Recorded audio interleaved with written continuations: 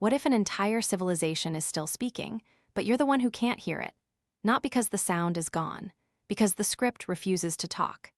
Imagine finding thousands of words carved into clay and stone, written by real people with real fears and plans, and realizing that today, not a single person on Earth can read them. What if decoding linear A didn't just add a missing chapter to history? What if it rewrote the Bronze Age? You're standing on Crete around 1800 BCE. Palaces rise like small cities. Corridors, storerooms, courtyards, trade routes stretching across the sea, and inside these places, scribes press signs into wet clay. They are not doodling. They're doing accounting, recording shipments, maybe laws, maybe prayers.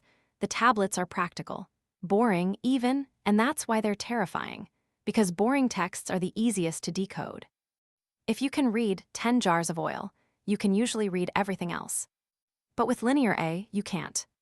Here's the first strange fact. Linear A looks familiar. It's clearly related to Linear B, a later script found on similar clay tablets. Linear B was cracked in 1952 by Michael Ventris, an architect with a gift for patterns, working with classicist John Chadwick. And when Linear B finally spoke, it said something unexpected. It was Greek, Mycenaean Greek, centuries older than Homer. That one discovery reshaped the story of early Greece. So you try the same trick on Linear A. You match signs. You borrow values. You hope the older script is just an earlier form of the same language. It is. Many Linear A signs resemble Linear B signs, and a good number might even share similar sounds. But when you apply those sounds, the words that come out don't behave like Greek. They don't fit Greek grammar. They don't form Greek names. They don't resolve into Greek place words the way Linear B does. It's like holding a key that turns in the lock and opens nothing. Second fact, there's a lot of Linear A, not just one inscription on a temple wall. Hundreds of tablets and fragments, plus labels, sealings, and inscriptions on ritual objects. Enough to spot patterns. Enough to count which symbols are common. Enough to see repeated endings, like the tails of words. Enough to suspect you're looking at a real written language, not random marks. Third fact, some parts almost translate themselves. The tablets often include numbers and ideograms, little pictures that probably stand for commodities.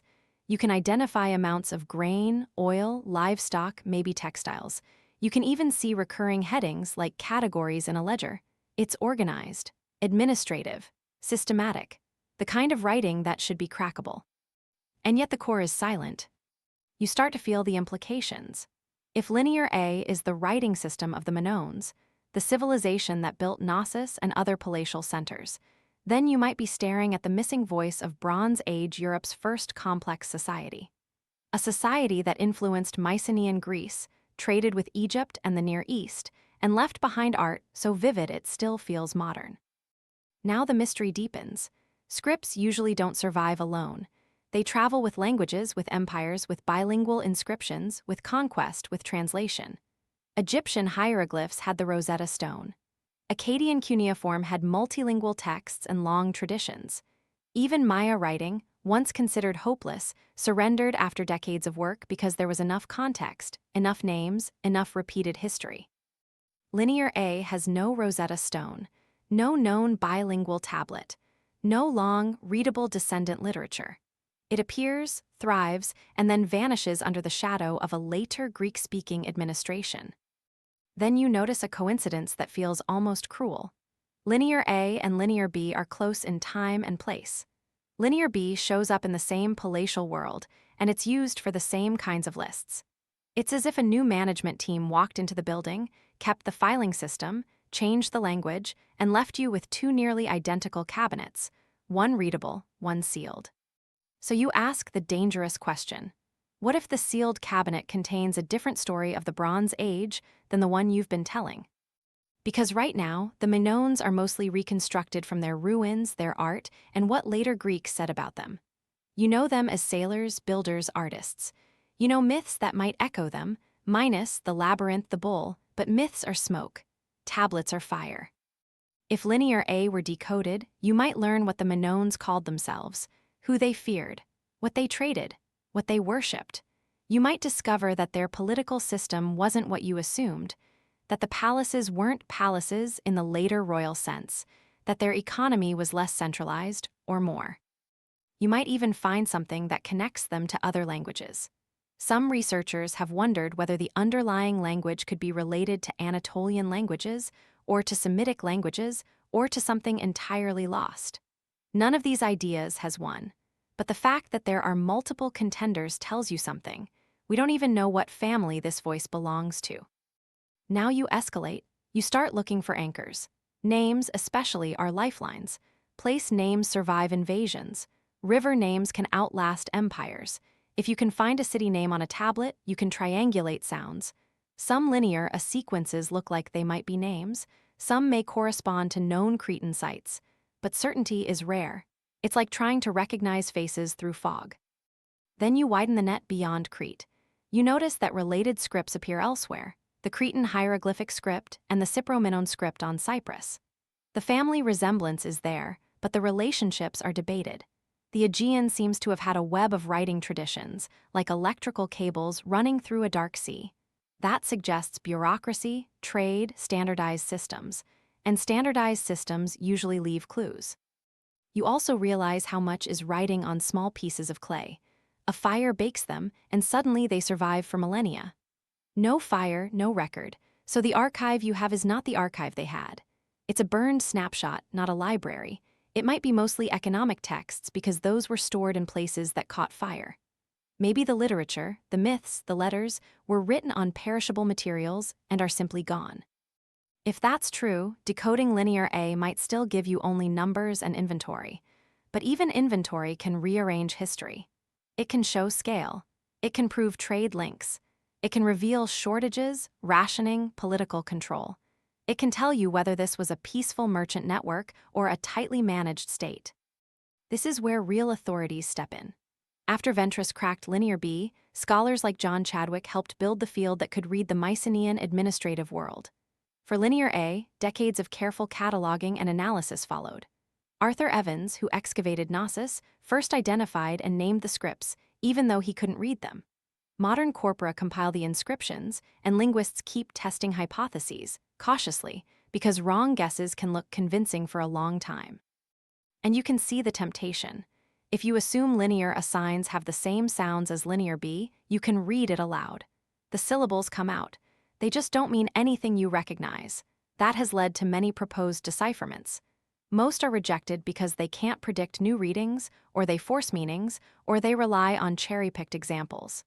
In decipherment, the gold standard is not making a text say something. It's making it say the same thing every time, for reasons that survive contact with new discoveries. Then, around the point where you're ready to believe that one breakthrough could flip the whole Bronze Age, the story pivots. Most experts don't think linear A is secretly Greek or secretly a known language wearing a mask. The dominant view is simpler and harsher. Linear A probably represents a language we don't have anywhere else, not in later inscriptions, not in surviving texts, maybe not even in recognizable loanwords. A language isolate, or a branch cut off before the tree was ever mapped. And there's a deeper problem. You might be missing the very types of texts that make decipherment possible. You have short administrative documents, lots of repetition, limited vocabulary, few sentences, almost no clear narratives. Even if you know the sounds, you still might not know the meaning because there's no bilingual guide and no cultural dictionary. Science interprets the same evidence in a cooler way. The resemblance to linear B may reflect borrowing the script, not the language. A later Greek-speaking administration could have adapted an older writing system to fit Greek, keeping some signs, changing others, and repurposing the structure. That happens in history. Scripts travel more easily than languages. The Latin alphabet writes English, Turkish, Vietnamese, same letters, different worlds. So linear A's silence might not be a locked room with a hidden Greek story inside. It might be a room in a house built by people whose descendants never wrote again. But that doesn't end it, because even that mainstream explanation doesn't fully close the case. If linear A encodes a lost language, it should still be possible, at least in principle, to extract something. Grammar patterns, word boundaries, maybe recurring formulae that suggest offerings or titles. Statistical methods can identify structure in unknown languages, and archaeology can supply context, where the tablets were found, what objects they label, what rooms they were stored in. Sometimes the world around a word becomes its dictionary. At the same time, every proposed reading risks circular logic. You think a sign means wine because it appears near a wine ideogram, but maybe the ideogram isn't wine. Maybe it's oil. Maybe it's a category like liquid.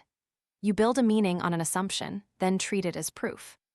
And even if a breakthrough happens, say a new cache of tablets is discovered or an unmistakable bilingual inscription appears, decoding might not rewrite the Bronze Age in the dramatic way you imagine. It might confirm what you already suspect: a complex economy, wide trade, religious rituals. The revolution could be quieter. Not a new story, but the first real story. Still, the gray area remains. The Bronze Age Aegean is a world of collapses and transitions. The Minoan palatial system declines. Mycenaean power rises. Later, Mycenaean palaces burn too. Then comes a long period with fewer written records. When writing returns in Greece, it's a new alphabet, adapted from Phoenician. The thread snaps and ties itself again. So you're left with a haunting possibility that linear A is not just undeciphered. It's a reminder that history is not what happened. It's what you can still translate. You can walk through Knossos today and feel like you're close to the Minoans. You see their dolphins and lilies painted on walls. You see their staircases and storerooms. You can even hold the shape of their days in your imagination. But their direct voice, the one that says we, not they, is trapped in a script that won't talk. And maybe that's the real lesson. Civilizations don't only die from earthquakes, invasions, or famine. Sometimes they die from a lack of readable echoes. Sometimes the past isn't lost because it's buried. It's lost because the key is missing. If linear A is ever decoded, you won't just learn what the Minoans wrote. You'll learn how fragile your map of reality is, how one silent language can turn a confident timeline into a question mark. Because the Bronze Age isn't a finished story. It's a message in a bottle. And right now, you're still turning it in your hands, listening for the sound of a voice that might finally, one day, say your name back.